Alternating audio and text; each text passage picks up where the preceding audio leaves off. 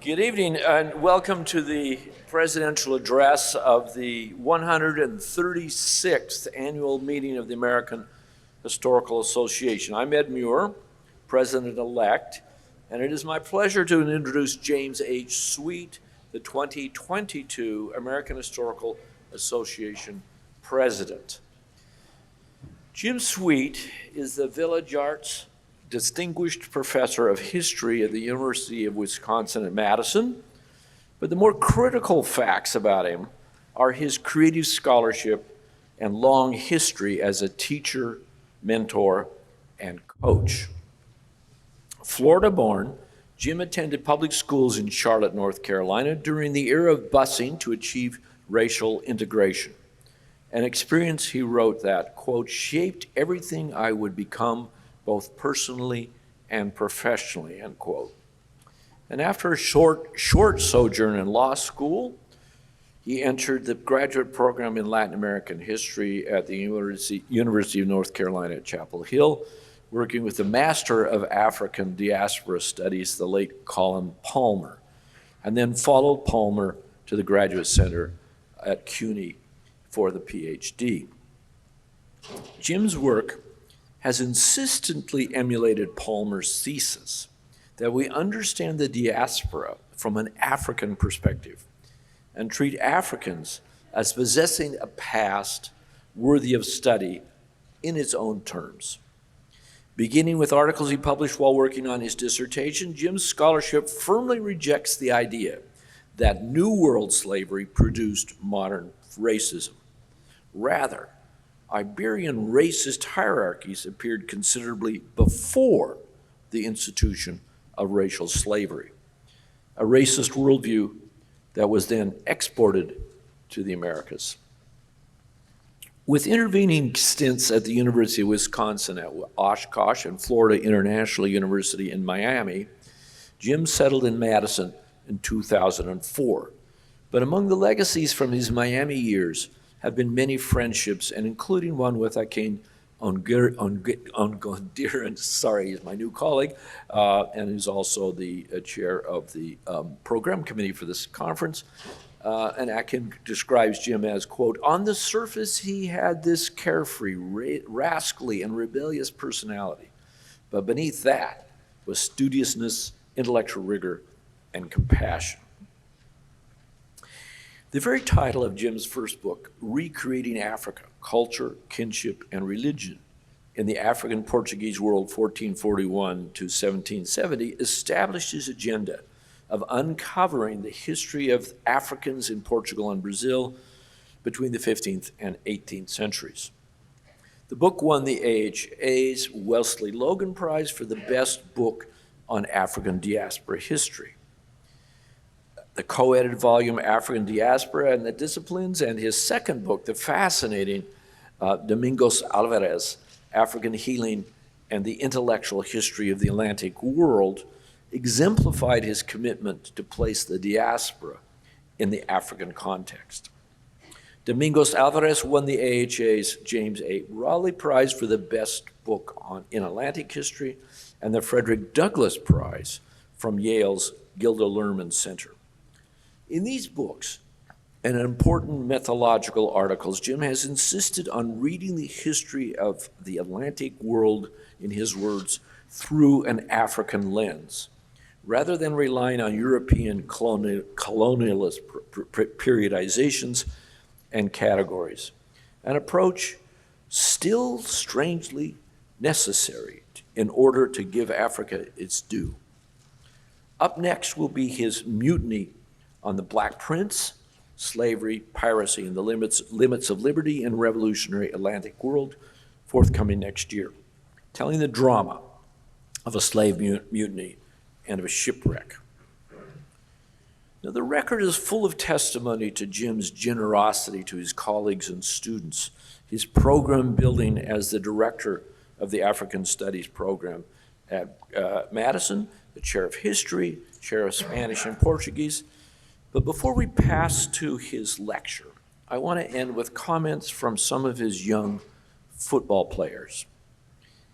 He's like a second father to me, and I know he will be for the rest of my life. There has never been a person who has loved me as unconditionally as Coach Sweet. And it's hard to see the big picture. This one's a really eloquent one. But Coach Sweet saw the whole painting in us. You could say the same thing about his scholarship. Jim sees the whole painting in history. So I invite you to join us listening to his talk this evening on slave trading and corporate criminal conspiracy, from the Calabar Massacre to Black Lives Movement in 1767 to 2022. Jim.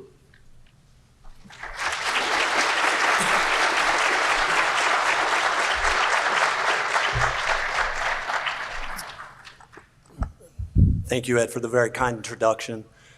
And thank you, all of you, for being here. I'm deeply humbled. I was humbled when you guys elected me as president of AHA, and I remain so. Before I get started, I want to thank a few others. My former graduate students, Sean Block, Phil Jansen, and Patrick Oteen, co-authored the very generous biography of me that you find distributed around the room. I'm especially grateful for the time, energy, and sleuthing that must have taken place in order to connect so many people in my life. You guys really do me proud and humble me mightily in seeing me as a whole person and not simply as your professor. I also want to thank our colleagues from last night's plenary for their thoughtful and stimulating conversation on the relationship between the practice of history and the demand for social justice. You will hear direct echoes of that conversation here tonight, I hope. And I hope we can continue to have these tough conversations as fearlessly as possible. Tonight I'm going to talk about reparations. In recent years, the movement to pay reparations to the descendants of enslaved Africans has gained significant momentum. In the wake of BLM protests surrounding George Floyd's death in 2020, institutions like Lloyd's of London and the U.S. branch of the Jesuit Order have pledged to pay restitution for their involvement in slavery. More recently, the death of Queen Elizabeth prompted renewed calls for the British royal family and other wealthy English families, like the Draxes, to compensate the descendants of the enslaved across their vast former empire, especially in the Caribbean. The present-day question of reparations unavoidably sits on the mind of any contemporary historian of slavery and the slave trade. As early as the 1940s, Eric Williams demonstrated the centrality of slaving in the birth of British industry. More recent works on the history of capitalism further elaborate the ways slaving wealth drove banking, insurance, industrial production, and even state-sponsored warfare. While these recent studies make compelling claims, they do so mostly through the prism of the 19th century United States cotton production, ignoring the longer history of British merchant capitalism fueled by sugar, tobacco, and other colonial commodities. Moreover, these new works emphasize macroeconomic trends, largely to the neglect of the politics of everyday life. In short, we have very few careful studies of the actual nuts and bolts ways individual slave traders built their businesses and capitalized their earnings over time. This evening, I want to dig into the social and economic histories of a single slave trading British family. The patriarch of this family, Ambrose Lace, was one of the most important slave traders in Liverpool in the second half of the 18th century. Lace's son Joshua used the accumulated capital from slaving to build a legal practice that has evolved into a corporation that today produces nearly $1 billion in revenue yearly. While the story of the Lace family's capitalization of their slaving profits is a crucial part of the story, so too are the ways that the Lace family used extortion, murder, criminal evasion, and corporate cover-up to protect their interests. While the British royal family, the Jesuits, and Lloyds have been implicated in slaving as part of broader enterprises, in the case of the Laces, slaving literally underwrote the origin and establishment of a corporation whose legal and ethical structures remain rooted in slavery, arguably to the present day. Hiding this fact becomes paramount precisely because the stakes are so much higher. I will tell the story of the Lace family in 4 parts. Part 1 begins with Ambrose Lace, the slave ship captain, tracing his rise to becoming one of Liverpool's most prominent merchants. Part 2 charts the rise of Lace's Liverpool law firm over the course of the 19th century, focusing especially on Lace's son Joshua and his grandson and namesake Ambrose Lace II. Part 3 looks at the ways Ambrose Lace's great-grandson, Charles, worked to erase the family's criminal culpability in the execution of its slaving business. This whitewashing of the past was eventually folded into corporate lore so that slaving itself was removed from the Lace family history. In the final part, I bring the Lace story to the present day, demonstrating the ways that the Lace's corporate heirs reinforce slavery, even as they project an image of diversity and corporate responsibility. Finally, I will conclude with the part that I'm sure many of you have all been waiting for, a few words about presentism in politics. Sorry, it's the elephant in the room. Part 1, Calabar. On August 12, 1767, 9 European slave ships worked the waters around Old Calabar, the principal port of the Cross River Delta in the Bight of Biafra. For those unfamiliar, here you can see the location of the Bight of Biafra in the elbow of Africa. I'll pause here for just a second so you can sort of get your bearings, because I've got another slide right behind it that's going to sit up for a while. And here you can see a closer view of the Cross River, you can see a closer view of the Calabar River with the major trading towns highlighted in yellow. So among the ships at Calabar in 1767 were 7 large vessels, each of which expected to purchase 500 enslaved people. But Ambrose Lace, captain of the Liverpool ship Edgar, commented that he had seldom ever seen a greater scarcity of slaves. Tensions between Old Town and their rivals in New Town, actually an alliance between Creektown and Duketown. So what I'm calling New Town here is actually Creektown and Duketown. The tensions between Old Town and New Town had escalated to such a level that neither side was allowing the other's canoes to pass freely up and down the Calabar River. Trade was at a standstill, and European slavers were growing impatient. With so many large ships on the river and trade prospects dim, ship commanders searched for any way to break the impasse. For Ambrose Lace, Old Town merchants were squarely to blame for all that was wrong in Calabar. Describing the deep hostility among the various factions, Lace wrote, "The natives are at variance with each other, and in my opinion, it will never be ended before the destruction of all the people of Old Town, who have taken the lives of many a fine fellow." According to Lace, at least 2 Liverpool ship officers had been killed by the Robin Johns, Old Town's principal trading family.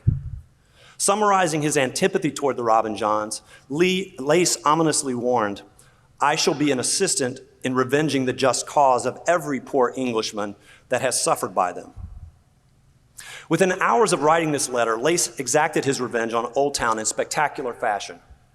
Under the pretense of mediating the conflicts between Old Town and New Town, Lace orchestrated a meeting of Calabar's most important merchant families. The principal men of Old Town, including King Ephraim Robin John, his son Otto, his brothers Little Ephraim and Ambo Robin John, and his nephew Ancona, mustered a flotilla of 10 canoes and more than 300 men to accompany them to the slaving vessels. The Old Town canoes first pulled alongside the Bristol ship Indian Queen, greeting Captain John Lewis and his officers, who they well knew. Later that evening, the Robin John family joined the principal families of New Town aboard Ambrose Lace's ship Edgar. Attendees reported that the families supped together very peacefully, reveling in the food and drink and hospitality provided by Captain Lace. Culminating the festivities, Old Town's King Ephraim Robin John gifted what was described as one of his favorite women to Creektown's Willie Honesty for a wife. So he gave one of his favorite women as a wife. This powerful gesture of reconciliation symbolized new bonds of kinship, trust, and mutual obligation between the rival families. As the night ended, the principal Robin John merchants returned to the Indian Prince to spend the night. Others slept distributed across the various English ships. The next morning, the parties busily prepared for the day's peace talks. The Robin Johns awoke early to return to the Edgar, where negotiations with the New Town merchants were to take place. The Robin John canoes arrived alongside the Edgar around 7:30 a.m. Lace invited King Ephraim to board his ship and eat breakfast with him. Meanwhile, Captain Lace dispatched Little Ephraim, Ambo, and Ancona Robin John to deliver letters to various British ship captains on the river, including Captain James Bivens on the Bristol ship Duke of York. When the three younger Robin Johns boarded Bivens' ship, the crew attacked them and beat them bloody. Eventually, all three men were subdued and confined in irons to the cabin. Similar ambushes occurred on the other ships on the river. Once the principal Robin Johns were neutralized, the English ship captains opened fire on the Old Town canoes sitting alongside their ships on the river. Meanwhile, on the Edgar, Lace ordered his crew to seize King Ephraim, but Ephraim battled his way off the Edgar, killing two of Lace's men in the process. Ephraim jumped overboard and climbed into a one-man canoe. As he attempted to row to safety, he took heavy fire. A 6-pound cannonball struck the tiny boat and shattered it into pieces. Miraculously, Ephraim survived and swam to shore, though he suffered wounds from musket shot. As a result of the coordinated attack, most of the canoes belonging to Old Town were sunk by the firing of the English ships. Dozens were killed. Others attempted to swim to shore. Emerging from the mangrove forests along the shoreline, canoes full of Newtown soldiers seized upon the stricken Old Town people. British sailors joined in the slaughter, using the small boats from their ships to pursue those swimming for safety. Corpses filled the river. When the killing finally subsided, a Newtown canoe under the command of Willie Honesty visited several of the English ships. Honesty demanded that the English surrender the Old Town merchants being held captive on their ships. At least two of the English captains acceded to Honesty's wishes, allowing the bloodletting to continue. Captain Bivens, for example, agreed to trade Ambo Robin John for another Old Town man. As Bivens' men hoisted Ambo over the side of the ship to Willie Honesty's waiting canoe, Ambo put his two hands together and begged that Captain Bivens would not deliver him to the Newtown people to be killed. Bivens ignored Ambo's cries. When Ambo reached the side of the canoe, his head was immediately cut off, alongside Captain Bivens' vessel. Ambo's kinsmen, Little Ephraim and Ancona, bound in chains on the foredeck of the Duke of York, watched the execution in horror. By the end of the massacre, the British and their Newtown allies had murdered nearly 400 of Old Town's traders, soldiers, and slaves. In the days immediately following the mass killing, Newtown canoes patrolled the river, pulling the corpses of Old Town dead from the water and beheading them. Eager to erase all remnants of the Old Town merchant dynasty, Newtown's leaders insisted that the British should hand over remaining Old Town captives aboard their ships. Fearing criminal charges back in England, Ambrose Lace convened one final meeting of all the British conspirators on board the ship Edgar. There, he secured promises from his fellow captains that they would not surrender any more Old Town people to Newtown. Now, other historians have written about Ambrose Lace's involvement in the Calabar Massacre. However, they have generally depicted him as one of a larger group of English ship captains who orchestrated the massacre alongside Newtown traders. To be sure, others were complicit, but for me, the weight of the evidence points squarely at Lace as the principal instigator of the massacre. As a result, I wanted to know what happened to Lace after 1767. Did he stand to gain from the events at Calabar? And if so, how? At the time I asked these questions, I had no idea where they would lead me. But Lace's behavior seemed suspiciously calculated. I wanted to know more, which brings me to Liverpool. Ambrose Lace pulled out of the river at Old Calabar in early 1768, bound for Antigua. Lace carried with him Otto Ephraim Robin John, King Ephraim's son. Lace failed in his attempt to assassinate the Old Town chief, but he would effectively neutralize Ephraim by holding his son hostage. Rather than send Otto into slavery, Lace carried the young man back to Liverpool, where Lace paid for his upkeep and education. Lace later explained his motivations, and here I'm quoting. King Ephraim has been guilty of many bad actions, but no man can say anything in his favor. A history of his life would exceed any of our pirates. I brought young Otto home and had him at school near 2 years. He cost me above 60 pounds, and when his father's gone, I hope the son will be a good man. Lace eventually got his wish. After returning to Old Calabar, Otto Ephraim Robin John grew to be an important slave trader, maintaining a vibrant commercial relationship with his father's former nemesis into the 1780s. And this is important because I'll come back to this a bit later in the talk. The 1767 massacre transformed the commercial landscape of the slave trade at Old Calabar. Old Town was decimated, its merchant elite mostly dead or scattered across the Atlantic world. The collusion between Ambrose Lace and Willie Honesty in the 1767 massacre resulted in a rapid and exponential expansion of profits for all of the parties involved in the Newtown Liverpool trade.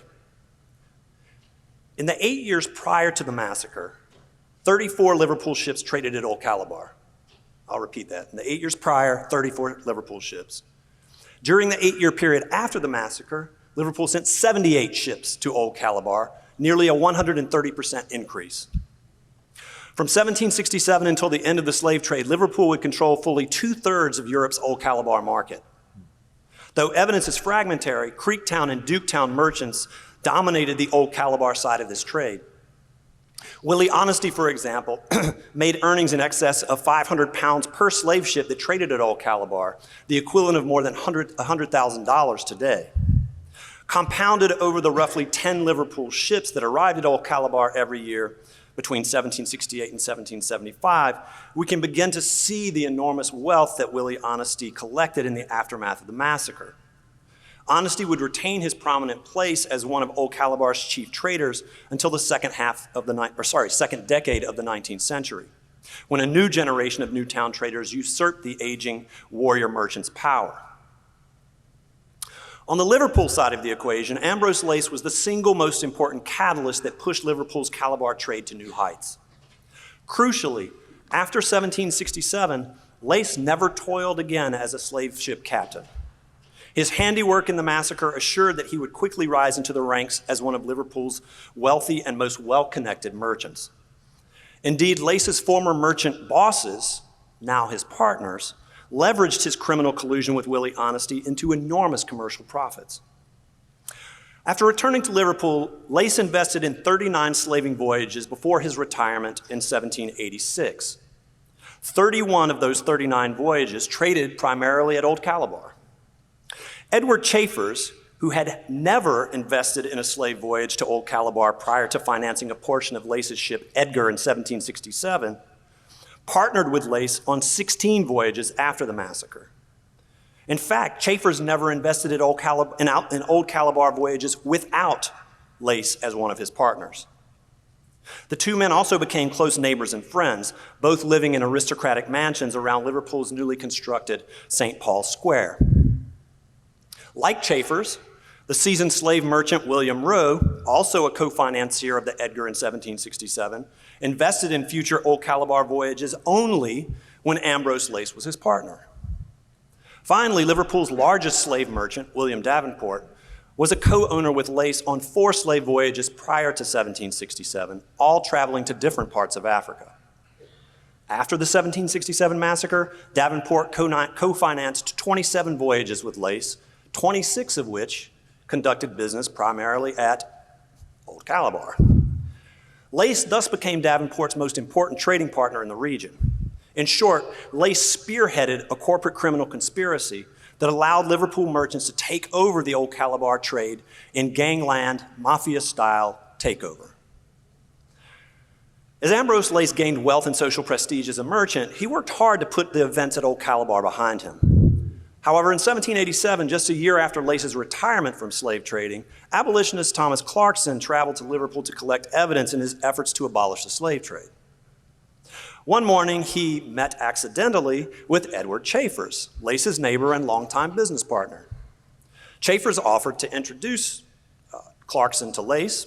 Since Lace was near at hand, Chafers could make the introduction in only a few minutes, he said. Clarkson agreed, and Chafers invited his neighbor to join them.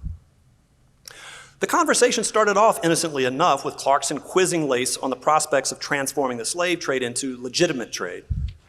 As Lace described the potentially profitable natural resources along the West African coast, he casually mentioned Calabar's mahogany trees.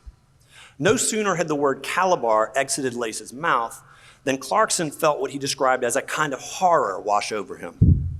Clarkson, who had heard of the Calabar Massacre, instantly recognized that Lace was the commander of the Edgar when the dreadful massacre took place. Impulsively, Clarkson blurted out his first thoughts, accusing Lace of being concerned in the massacre. Lace, feeling that he was being ambushed, looked incensed at Captain Chafers.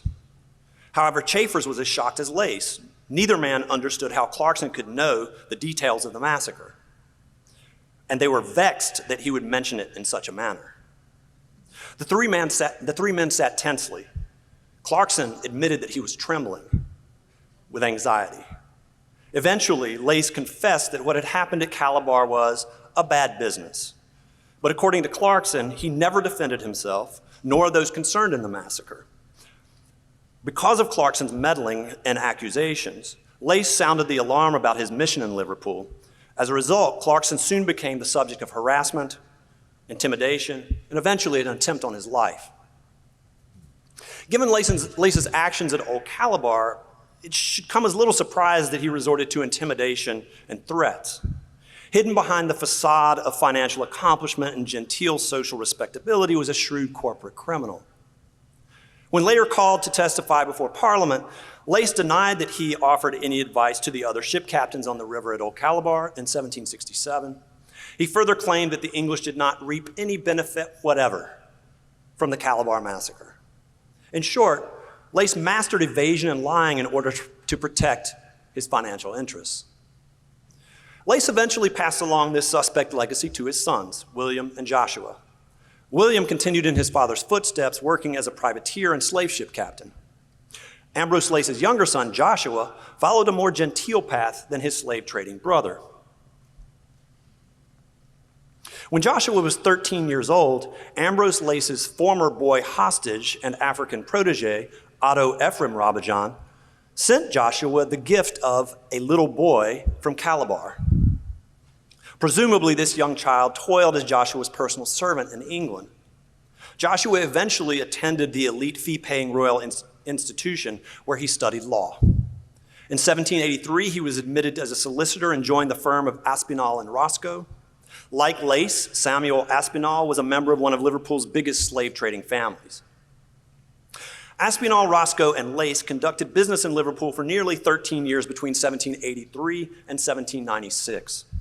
During this time, the law firm represented some of Liverpool's most prominent slave traders. For example, in 1791, they defended infamous slaver Archibald Dalzell in a personal bankruptcy hearing. Just 3 years earlier, Dalzell staunchly defended the slave trade before Liverpool's Privy Council, claiming that Africans on board slave ships were well treated.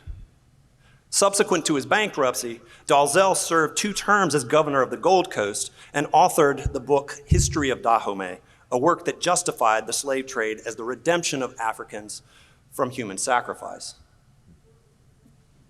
Aspinall, Roscoe, and Lace shut his doors in 1796, whereupon Joshua Lace established his own Liverpool law firm with offices at Union Hall. The family business would remain in this location for the next 30 years. Lace quickly emerged as Liverpool's most eminent attorney, serving a range of clients, including a number of prominent slave traders. Lace also served as an advocate for Caribbean slaveholders. In 1812, for example, he represented the owners in the auction of Grand Sable Sugar Plantation in St. Vincent. The property, described as, quote, one of the finest estates in the West India Islands, produced 500 hogsheads of sugar per year. Among other buildings and chattels, the estate consisted of 1,700 acres of land and, quote, between 600 and 700 Negroes. Altogether, Joshua Lace worked alongside colleagues and represented clients involved in every aspect of slave trading, from Britain to Africa to the Caribbean. Slaving had suffused his life from the time he was a child all the way through his adult professional life. Lace eventually went on to become the founding president of the Liverpool Law Society. He was also a charter member of the Liverpool Athenaeum, a private club consisting of a library and newsroom aimed at providing merchants with the most up-to-date commercial and political information. By the time of his death in 1841, Lace was widely considered to be the founding father of the modern legal profession in Liverpool. Joshua Lace's son, named after his grandfather, Ambrose Lace, joined him in the family law firm during the second decade of the 19th century. Ambrose Lace II worked at the firm for more than 50 years, serving as general counsel for a number of corporate entities, including major shipping, banking, insurance, telegraph, and railway companies, all industries that thrust Britain to the fore of the global economy. During Lace's time at the firm, they also continued to represent slaving interests. For example, as late as the 1860s and 1870s, Lace, Banner and Company argued cases on behalf of Brazilian cotton traders and their agents in Liverpool. During the American Civil War, poor Brazilian farmers responded to rising cotton prices by abandoning subsistence farming to cultivate slave-grown cotton for the world market. As a result, Brazilian cotton exports surged more than fivefold between 1860 and 1870. In this way, Lace's law firm helped to sustain Britain's booming slave-based cotton industry through the lean years of the American Civil War.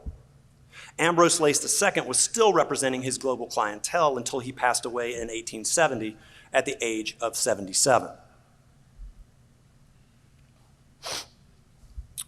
By the turn of the 20th century, the Lace name was firmly etched in Liverpool's mercantile, legal, and civic lore.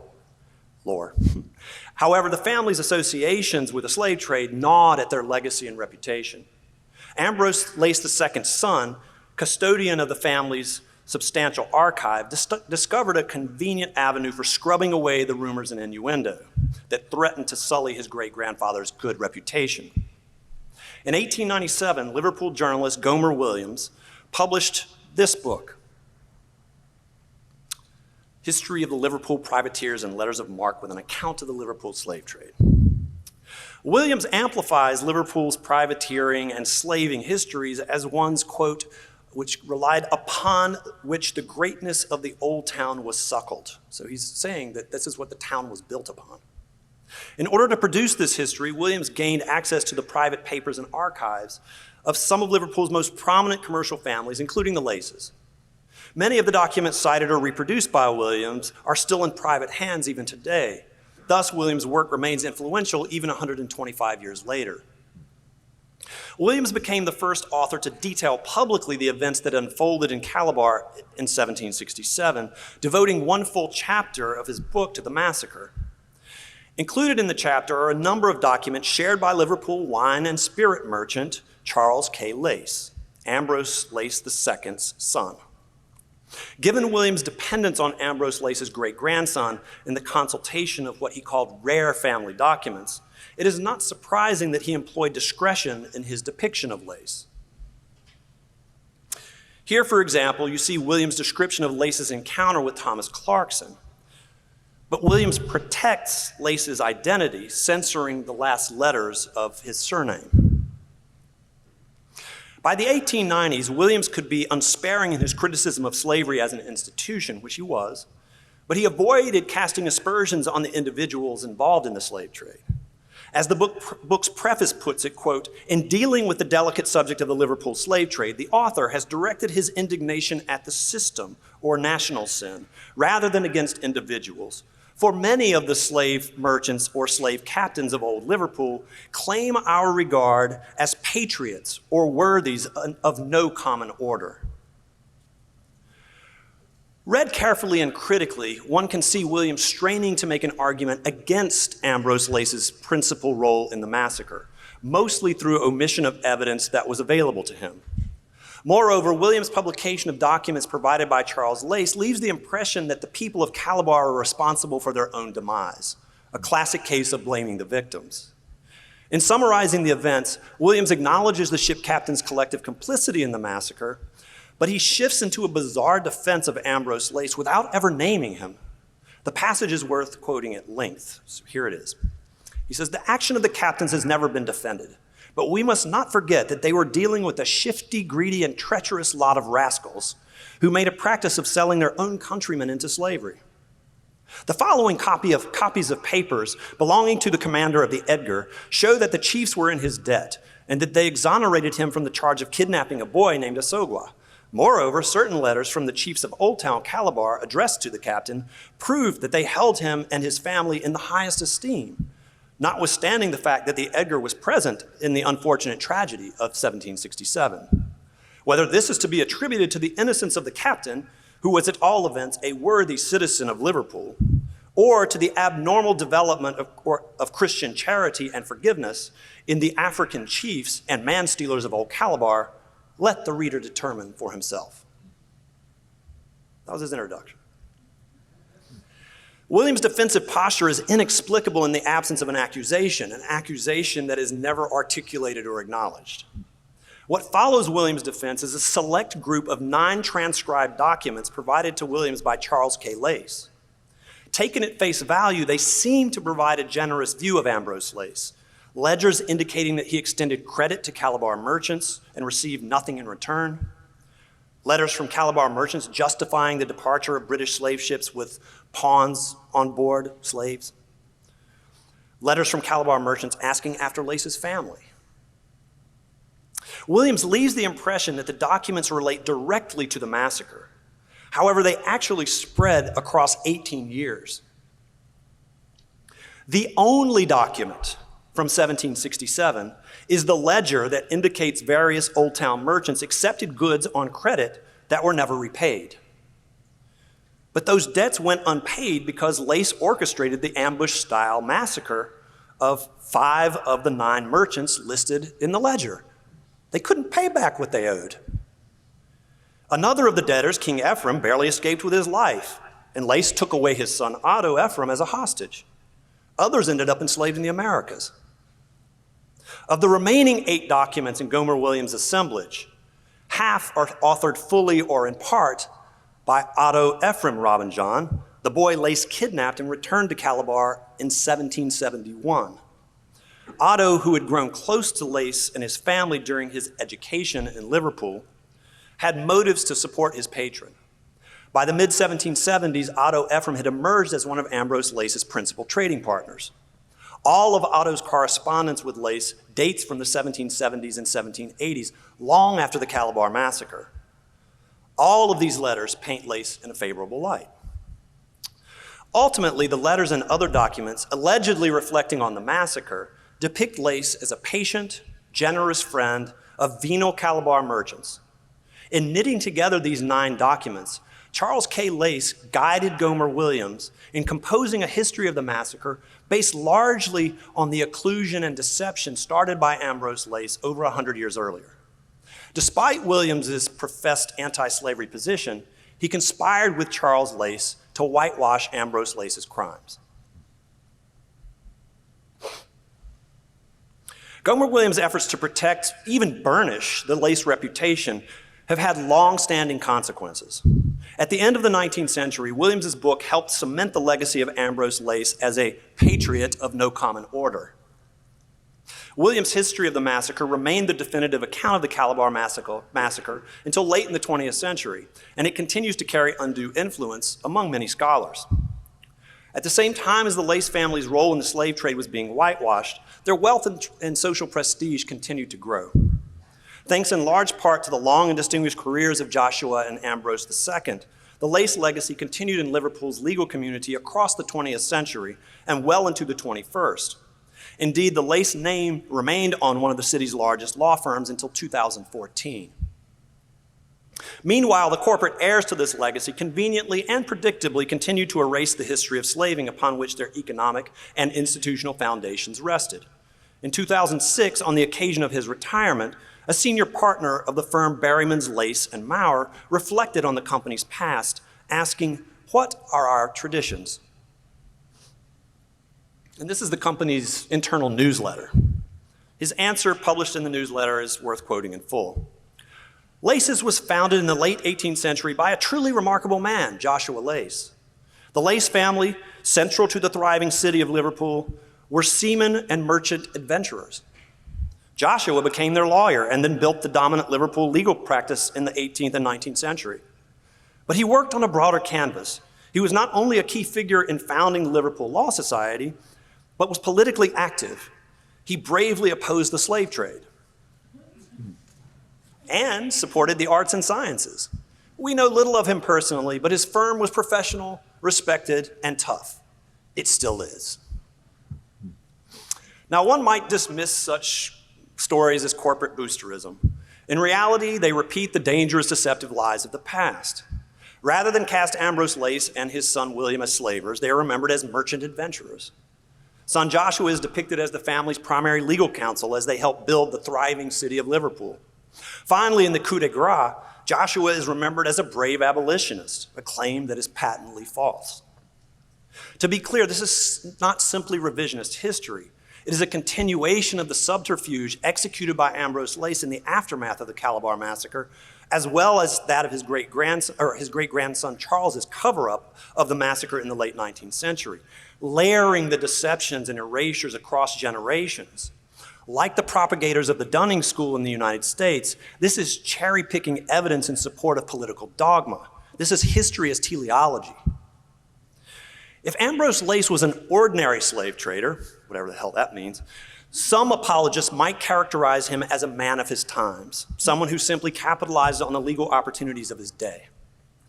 Regardless of one's thoughts about the past morality of the slave trade, organizing the mass execution of 400 people was a crime that would have landed Ambrose Lace in prison even in his day. Lace clearly understood this to be the case and went out of his way to ensure the cover-up, even as he parlayed the massacre into a financial empire that has spanned generations. Fast forward to the present day. Given the years of positive civic accolades foisted upon the Lace family, it stands to reason that Ambrose Lace's corporate heirs would perpetuate his original act of erasure. However, there's ample evidence in public archives and even online that Ambrose Lace earned his living primarily as a slave trader. So what would compel a law firm like Berryman's, Lace, and Muir to characterize the Lace family as merchant adventurers? And why would they proudly claim the family's abolitionist legacy when the truth is actually the opposite? The answer seems fairly clear. Slavery is now widely viewed as a crime against humanity. Corporations, fearing liability, seek to erase their criminal legacies in much the same way Ambrose Lace did 250 years ago. In 2014, the Liverpool law firm Berryman, Lace, and Muir merged with the Scottish firm HBM Sayers, creating one of the largest commercial law and insurance risk companies in Great Britain. The combined firm generated more than £100 million of revenue yearly. As reported at the time of the merger, the new company's business model hinged on the defense of corporate interests over those of vulnerable, often poor individuals.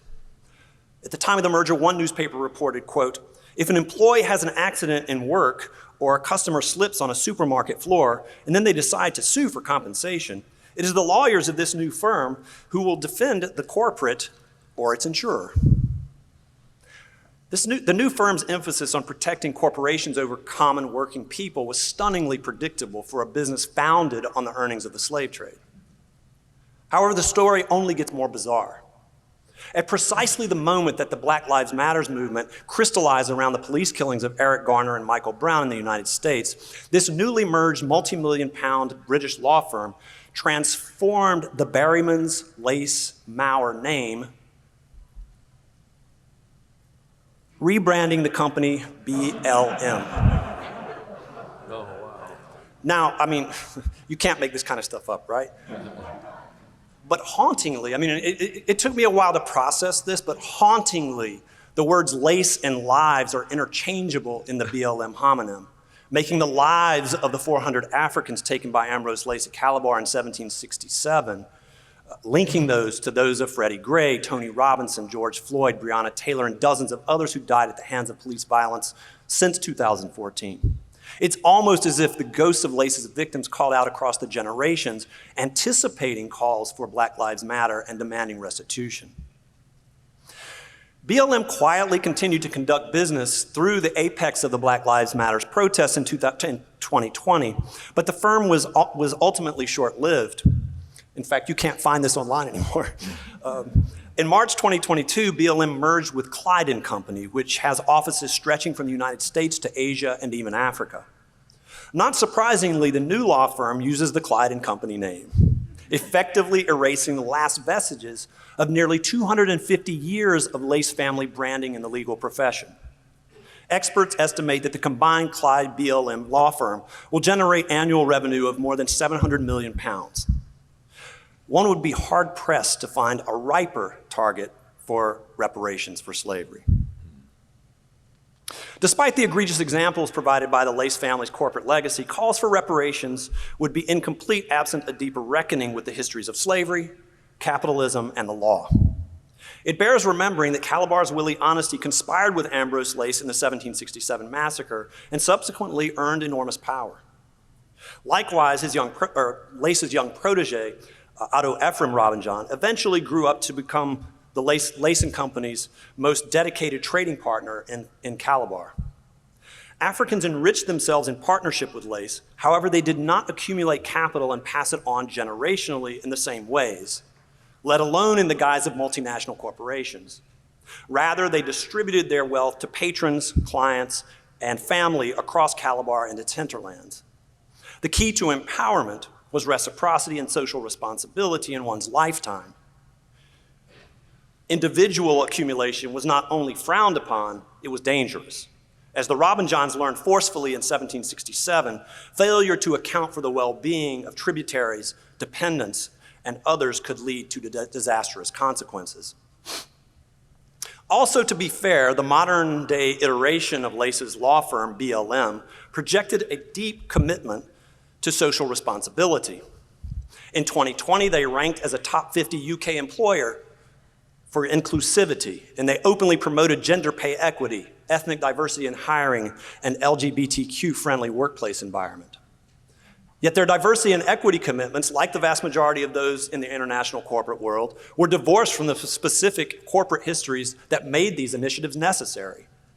Indeed, BLM shamelessly obfuscated its direct links to the slave trade, even as it moved in lockstep with international norms and standards of corporate diversity, equity, and inclusion. And why not? As both marketing tool and business strategy, the commitment to DEI generates income and wealth for companies competing in an increasingly diverse marketplace. Meanwhile, admission of a firm's strong ties to Britain's slave trading past threatens bad publicity, boycotts, or even lawsuits, all outcomes that would negatively impact the company's bottom line. Corporations have a fiduciary responsibility to their shareholders.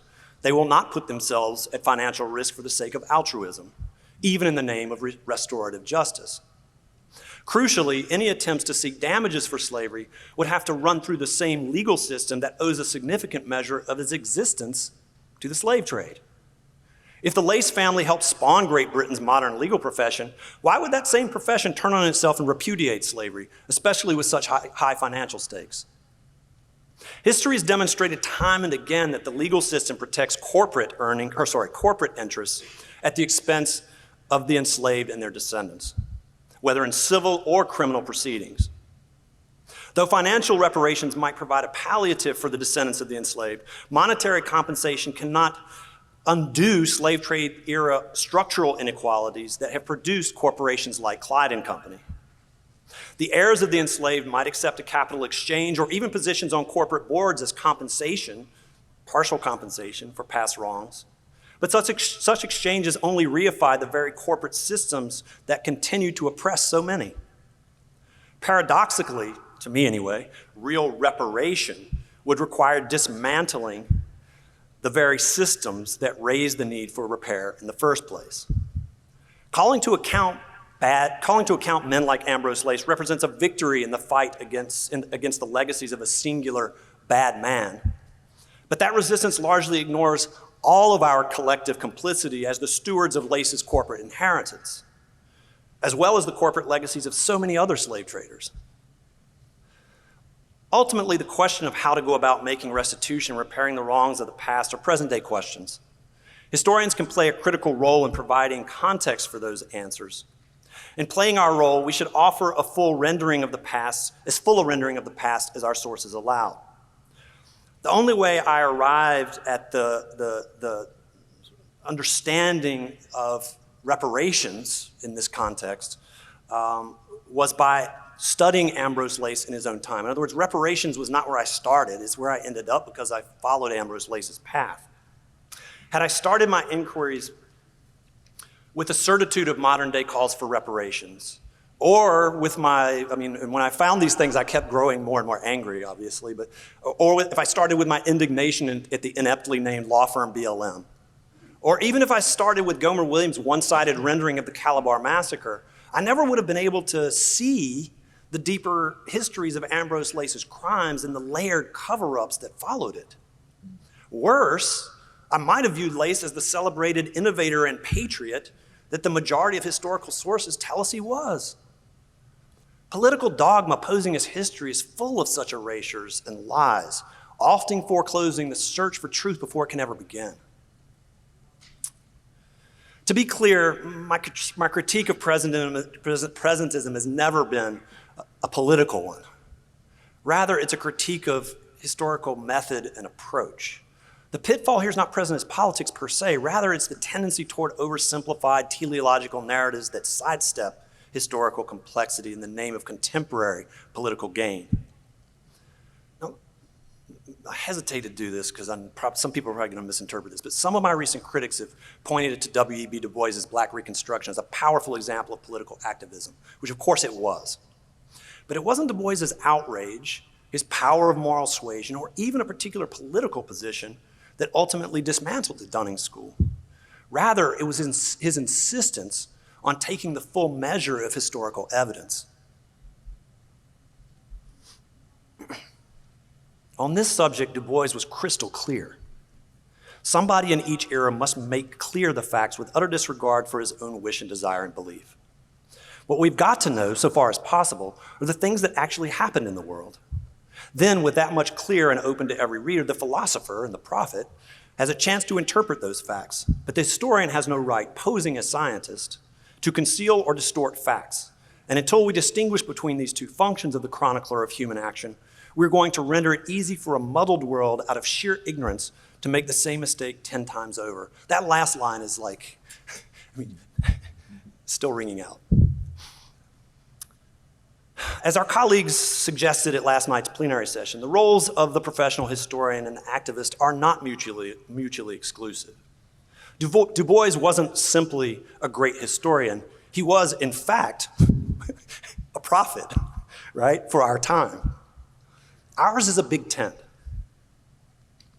But Du Bois, perhaps more than anyone or any other scholar, understood the hazards of misusing and abusing history in the service of prophecy. Excuse me, I'm starting to lose my voice. The most effective way of countering distortions and lies is not to conjure equally politicized ahistorical counter-narratives. Rather, it's to lean into the methodological approaches of our discipline, gathering the full breadth of the evidence and weighing it carefully. Otherwise, we risk replacing one set of myths and lies with another. History offers unexpected surprises that allow us to uncover the truths, plural, of the past in the present. Ideally, the pursuit of these historical truths can guide us all toward a more powerful and transformative politics. Thank you.